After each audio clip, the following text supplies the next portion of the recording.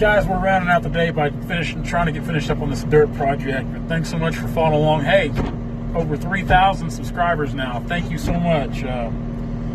3,000 is fun, but now we're on to 4,000. Let's shoot for the moon. Guys, like I said, thanks a lot for following along. We didn't do any dragging today, just did some cutting this morning. I didn't really put any videos of me cutting. Just kind of went over some few things. Some dirt, a little bit of dirt video in here as well.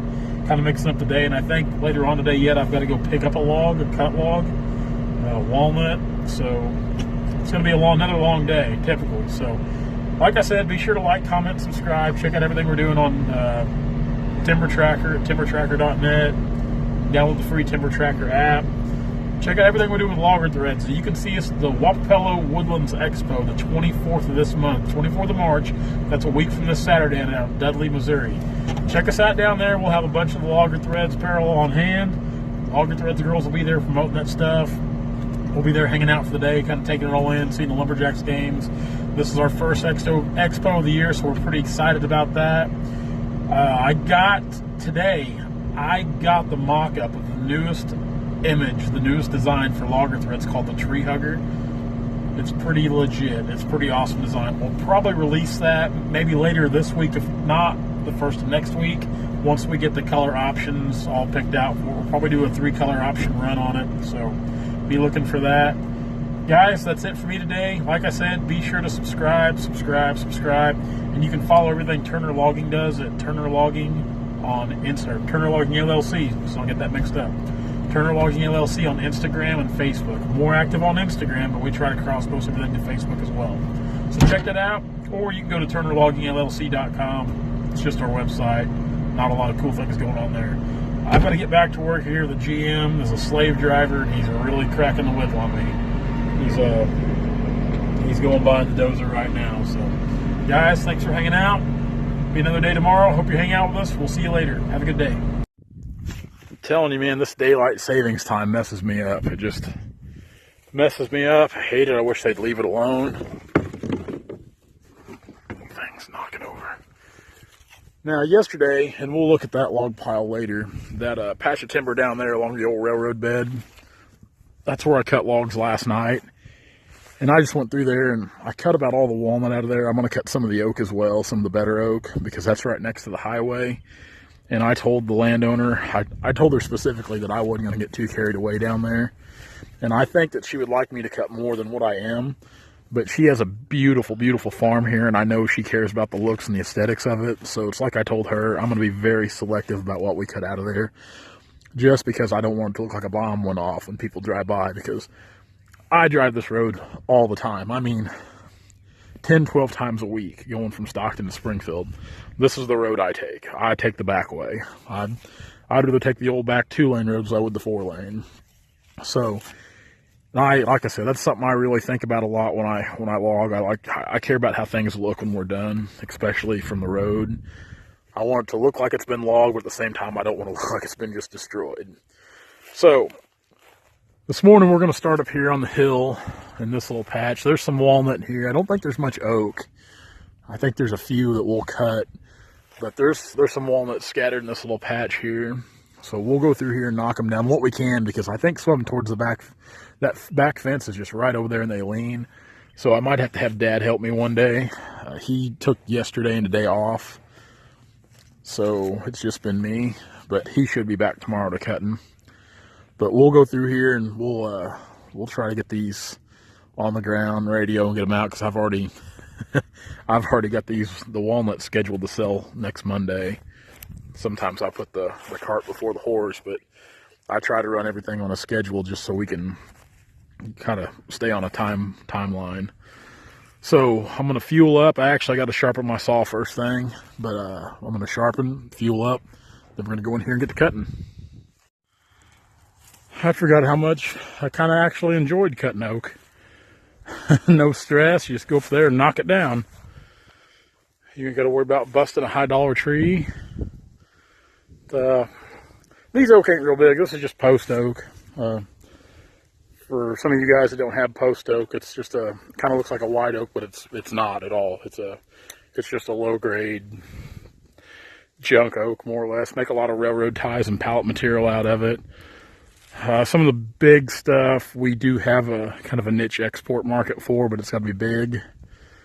But this stuff here, there's nothing big on this job. It's been cut before. That's a pretty good ash right there. That thing cut snow white, that ash did. You can see some of the stumps like right there where it's been cut. And honestly, I don't know if my dad has cut this job in years past or not. I would have to ask him, because I know he's cut the farm just to the north of here on the other side of the fence. He's cut it twice, I believe. Let's see, a couple weeks ago, I posted a video of walking some of this timber. And it was on the lower part there along the railroad tracks were actually cut last night. Now, I'm up here on the hill. I've just kind of worked my way around. There's nothing real big in here. I've cut several walnut, but nothing's real big. And you can see there's a little guy right there. And there's a few trees. I'm just going to let them grow. It's a good area for walnut, but this farm has been hit hard in years past. It's been cut several times, and the last time it was cut was not that many years ago. Like I said, I don't know if my dad's cut it. I know he didn't cut it the last time around, because I've been logging with him full time for about 16 or 17 years now. I've been logging full time with Dad, and we haven't logged here since I've been going. So if he cut it, it was before I was working with him all the time. But they're not bad trees. Usually I don't cut a lot of oak like this anymore, because there's not a lot of money in it for anybody. You know, I have to buy this stuff usually on the halves. Is how I have to buy that oak. And by the time I figure up all my time and wear and tear on my equipment, it's not a real profitable deal for me to cut this kind of oak here. I'm cutting this strictly out of a favor, more or less. The landowner, she is a good friend of some of the guys I used to run around with, their dad, and I think the world of him. And I wanted the walnut for sure, but normally I try to stay away from cutting oak like this, because it just wraps up a lot of time, and for us it's not very profitable. So we try to just pass on it for the most part. But luckily it's fairly easy to get to, and it's mixed in with the walnut, so it makes it a little better. Now, we are going to cut some good red oak towards the end of the job here. They're down here along the railroad tracks, but there are some really good red oak, and I actually cut a really good red oak this morning somewhere. Oh, right over here, right over there. It's a really good tight bark northern red. But we'll pick up the little 661. And I'm starting to get kind of accustomed to these things. They're getting to where they fit in my hands pretty good now. Don't get me wrong. I'm still an 880 guy. I've got to stick to my guns, but I do like these little 661s. They're good saws. The main reasons that I've started running it so much is just because that 404 chain. When we switched over, to me it makes all the difference in the world. So let's go on down the draw here. Let's see if we can get a few more of these cut.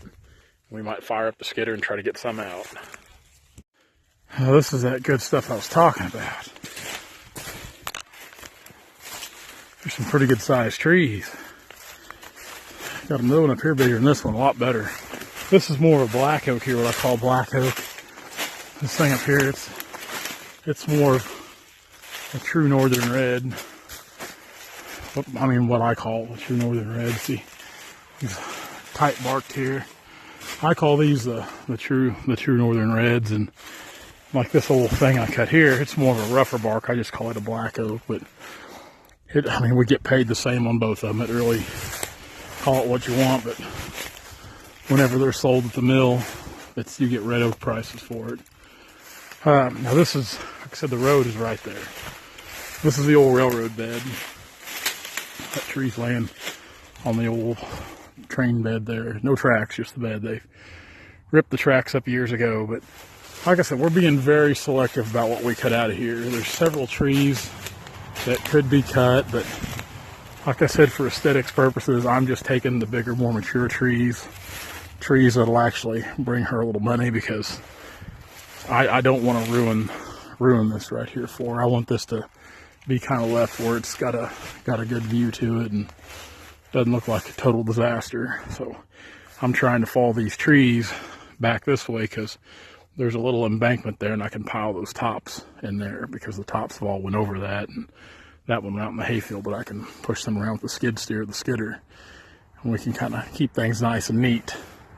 So, good trees. The footage adds up pretty quick on these kind of oak. So we're gonna make our way down through here and try to get a few more of them on the ground. And I don't even know if I'll drag today. I might just cut today and go do dirt work this afternoon with the boss, and then maybe drag tomorrow or drag later this evening, depending on how late Brandon wants to work. So let's make our way on down the tracks here. I've definitely got the better end of the deal there. Here. You can see Brandon, he's a little bundled up.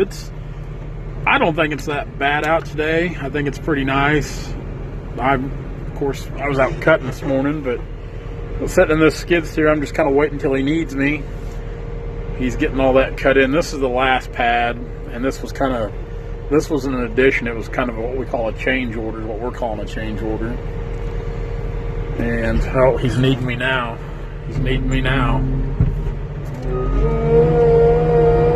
Oh boy, I'm in the high gear still. Yeah, so this is the last pad, then we've got to build a road up on the back side. Then hopefully I'm ready for this job to be done. Don't get me wrong, I enjoy it and it's fun, but after a while the fun goes away, and I'm ready for the next project. And and it's not that I'm complaining. The client, he's wanting to pile more work on us, and we're fine with that. We'll do more work, but he'll have to be billed accordingly for that as well. And really, right now, I need to be cutting logs. It's a nice day. I cut this morning. I didn't even drag any, and now we're out here trying to get all this wrapped up. So, yeah, let's try to move some dirt. So I'm feeding Brandon this material here, skid steer. He's making the pad longer. This here was kind of a hump, and luckily we can utilize it. We can borrow material out of it, because whatever we don't use, we're just going to take the dozer and kind of level it out the best we can. So let's see if I can dig here. Come on, girl. That's a good heap and helping scoop. So you got to be careful. Those rocks come down not to bust the glass on the door here. I've been pretty fortunate so far.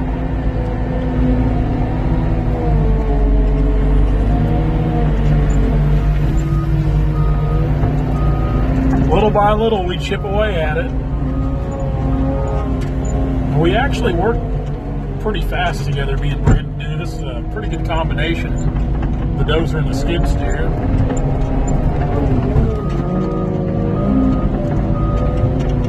I can shuffle that material in there pretty quick, and he can be on that 6-way there, getting things leveled and smoothed out, extending the pad back. And really, that's what we're using the material for. We're extending this pad back. The old 350, she ain't no speed demon, but she sure does a good job.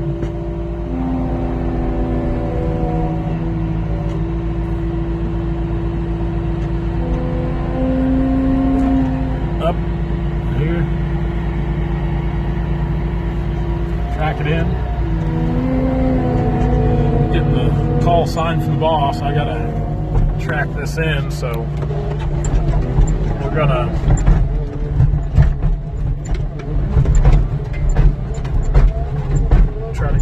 material, scoot back in the bucket there the best we can. And I keep that material in the bucket for when I track this in the skid steer, just the added weight, really compact it in. So he's thinking we're long enough. He's going to go set the laser up. We haven't even got the laser set up yet, but he's really good at eyeballing these things. And the last time he did this, he was pretty close, which he'll set the laser up in a minute, then we'll get accurate measurements, and we'll see how far off we are. But I'll track this in with the skid steer, everything packed down, then we'll we'll go up here and we'll really track things in. Like you can see the pad above there. You see up there, we kind of, what we call folding the creases on it. How we track it in a little different, just kind of makes it look a lot better.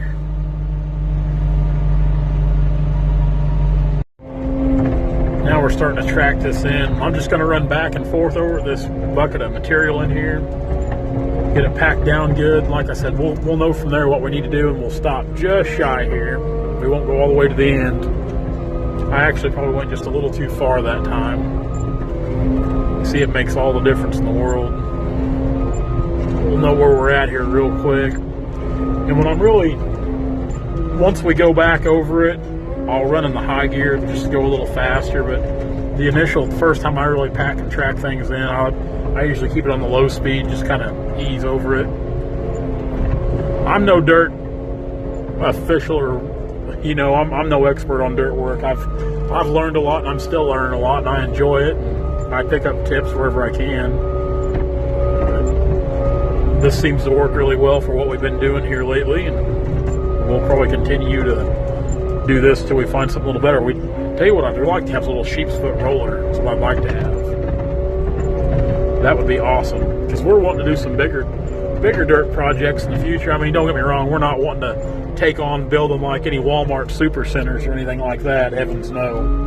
But we do enjoy doing these building pads, and just like these RV pads, we'll take on about anything of relative small size, nothing great big, just because, both of us got full-time jobs. Now, that's not to say in the future, down the road, we won't try to take on some bigger projects, but for now, I think we're on the right track, just kind of taking on this easy stuff. Brandon, he's setting the laser up now, getting ready to see where we're at on this.